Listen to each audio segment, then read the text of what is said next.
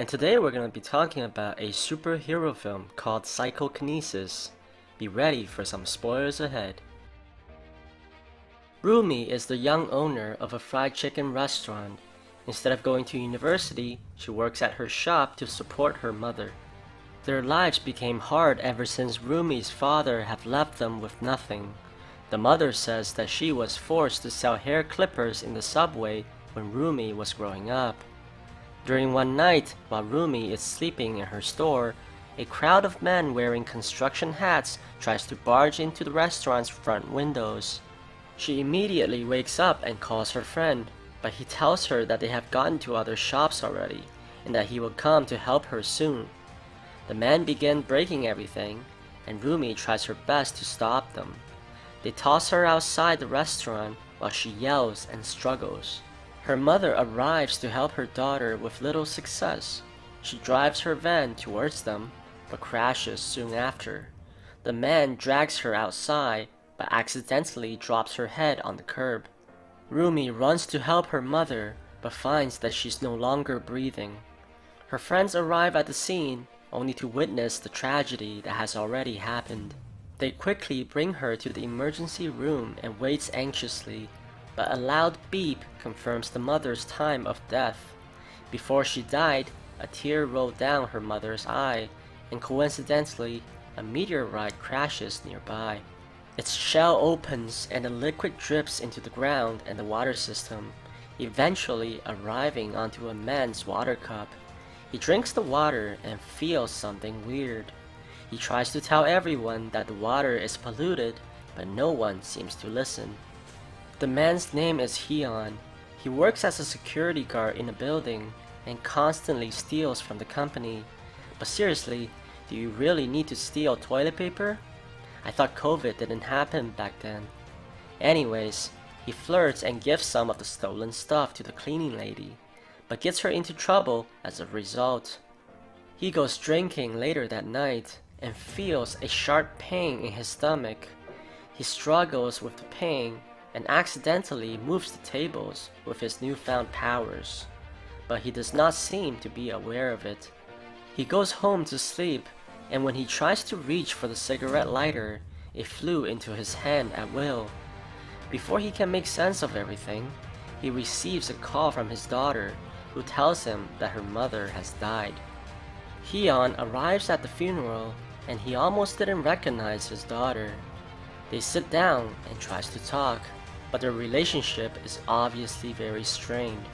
The group responsible for Rumi's mother's death comes to pay their condolences. Rumi furiously tells them to leave.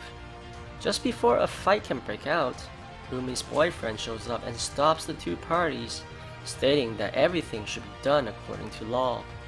They offer Rumi cash, but she throws it back at them in anger. The boyfriend introduces himself to the father and brings him to the restaurant and explains the politics of the situation.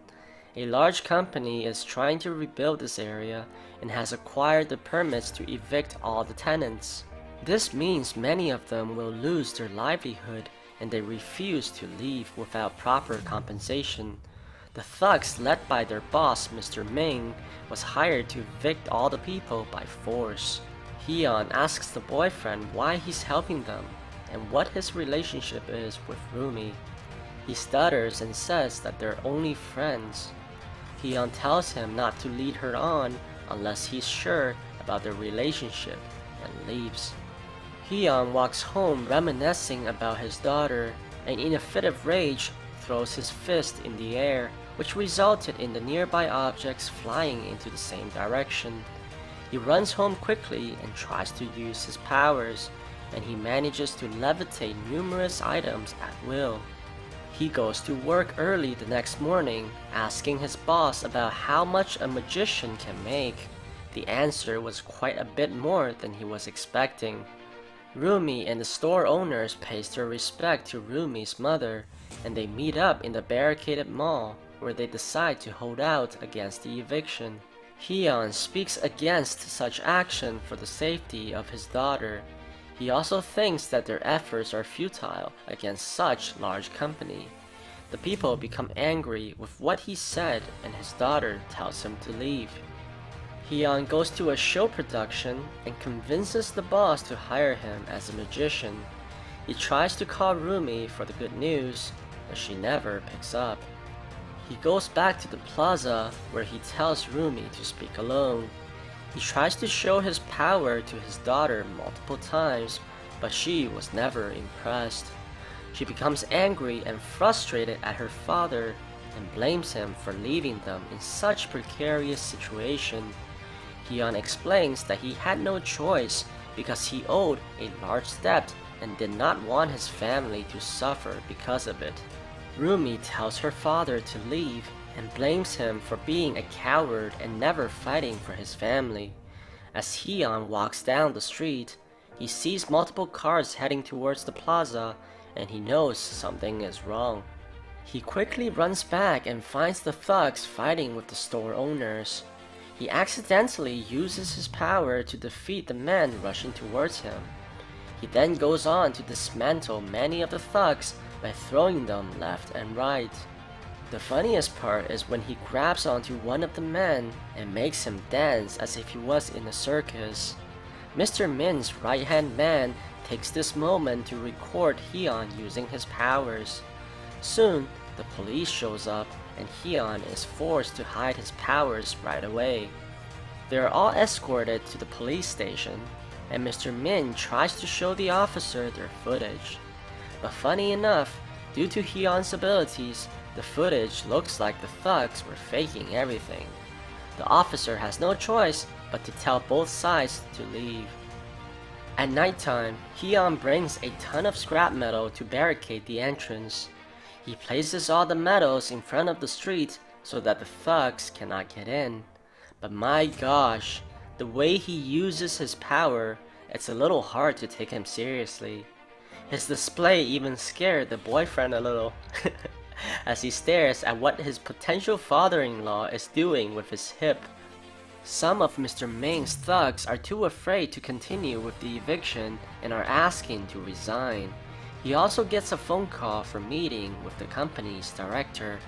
Rumi becomes more accepting of his father after seeing how her friends view him as a hero.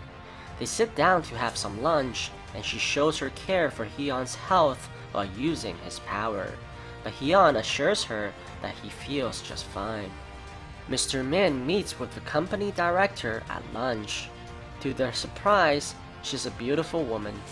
What they didn't expect was to get beat up right away and have their voices recorded as insurance before they can even touch the food on the table. She gives Mr. Min 48 hours to evict the tenants and comes up with a plan to make this happen. A couple of police officers arrive to arrest Hyun for stealing candies from his security job. They handcuffed him and brings him to the police station. Rumi's boyfriend receives a phone call about a man who turned himself in for murdering Rumi's mother, which was planned by the director as a scapegoat. The boyfriend arrives at Mr. Min's office only to find everything gone. They close down their original company and open a new one to avoid the negative stigma around Rumi's mother. He calls Rumi to run as they have clearly lost the battle. The director visits Hyun in the police station and offers him two options. One, they can fend for themselves as convicts, or two, they can work for her company and cooperate in the eviction. She leaves him with a business card to think it over. An army of police officers arrive with excavators and bulldozers to take down the barricades of the plaza. The store owners use Molotov cocktails to ward off the invasion, but with little effect. Mr. Kim is trapped under a fallen structure in all this chaos, and Rumi tries to help him. Both barely escapes death when the bombs were ignited by accident. The boyfriend calls Rumi and tells them to head to the rooftop and escape to a neighboring building. While in the holding cell, Hyun steals one of the police officers' phone and sees the news. After realizing his daughter is in danger, he breaks open the cell doors and flies outside. He crushes the director's car and flies towards the plaza. Hyun has some trouble controlling his power and causes a lot of damage to the city while rushing towards his daughter. He breaks buildings, cars, and scares a lot of people in the process. As the store owners rush towards the rooftop, Mr. Kim is pushed to the edge of the railing. Just before he falls to his death, Hyun manages to catch him and carries him to safety. He then rushes into a building full of police and throws them around like rag dolls. The last guy standing begged for mercy as he didn't think his salary was worth the beating. The police arrives at the rooftop and captures Rumi, while they beat up everyone with their batons.